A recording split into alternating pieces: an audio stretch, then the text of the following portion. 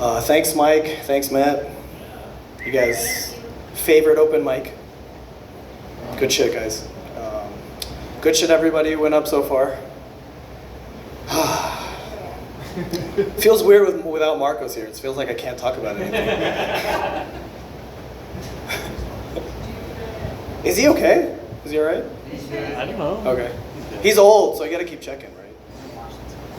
He's in Washington? Like touring? Oh, okay. I'm fucking badass, man. Marcos is like selling out Washington, D.C. or whatever. That'd be really cool. Gets up there and he's like, Donald Trump, I'm a Jew. What are the other things he says all the time? It's the only two I got so far. So how's everybody been lately? I've been MIA for 2 months, so sorry about that.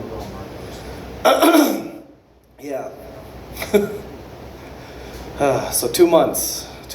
Catch up real quick. I think the only thing that happened to me that was worthy of mentioning, I guess, in the last 2 months was I had my sixth racist kind of experience where somebody just hated me for existing. The shitty thing about this one is because I'm kind of like an ambiguous brown, kind of like my sistren or brethren, I would say. I didn't know if he hated me for being someone that should get deported, or if he hated me for being someone that stole his IT job. Like, I didn't know how to feel, like I didn't know how to channel the hatred. It's like, I feel like that might be like an Indian brown privilege.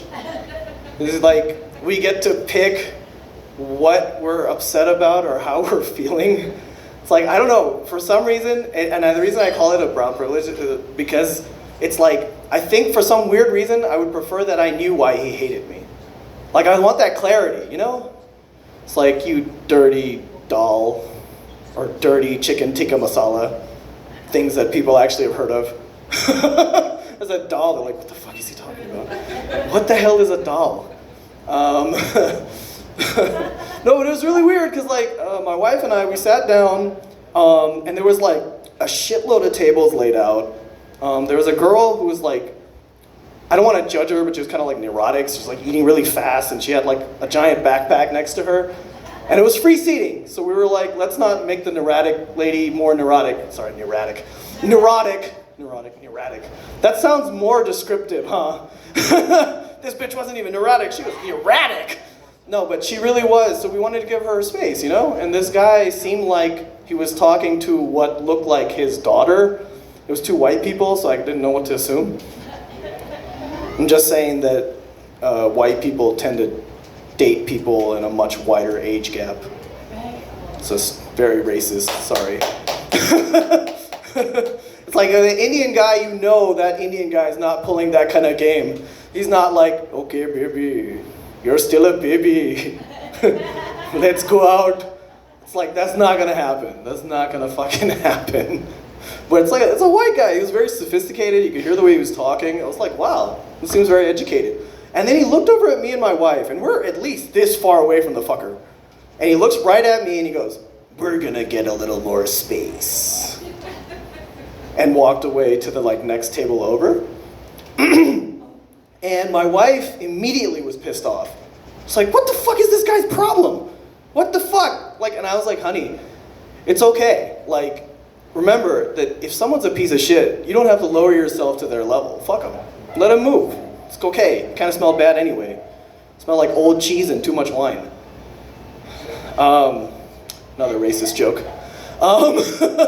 So he moved away, but the funny thing is, I feel like the universe has a way of evening things out. 2 more couples came and sat right next to him.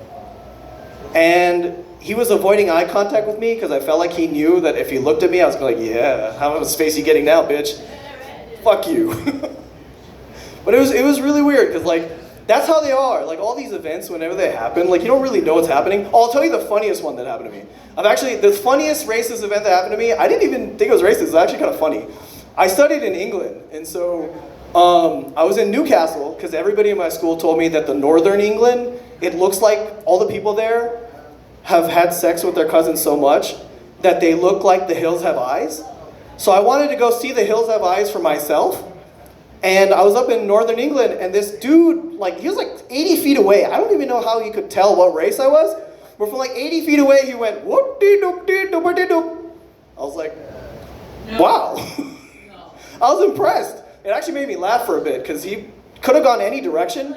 He chose to go like Apu from The Simpsons. I was impressed. I was like, okay, good job, dude. 80 feet away, racism. And it was kind of humorous. I prefer that to, I need some space. Like, fuck that guy. I got the light. I hope you guys saw the light. Not dying, obviously. But yeah, I'm Samar Talks. Follow me on everything, because comedy is a tough life. I met one, oh yeah, really quick, sorry. I met one of my comedy heroes. I recognized him, he was at a buffet at Rampart Casino. And I was just like, hey man, dude, you're like on Comedy Central and everything, and this is amazing. I got to meet Brett Ernst. I'll shout him out. Sorry, Brett Ernst. I hope I don't ruin your career by mentioning you. Okay, so anyway, I met him, and I was like, dude, this is so cool. And I told his mom that I was like a struggling comedian, and he goes, bro, it's always a struggle. The fucker's been on Comedy Central. I'm like, shit, I can't even get like on Comedy Central Vegas.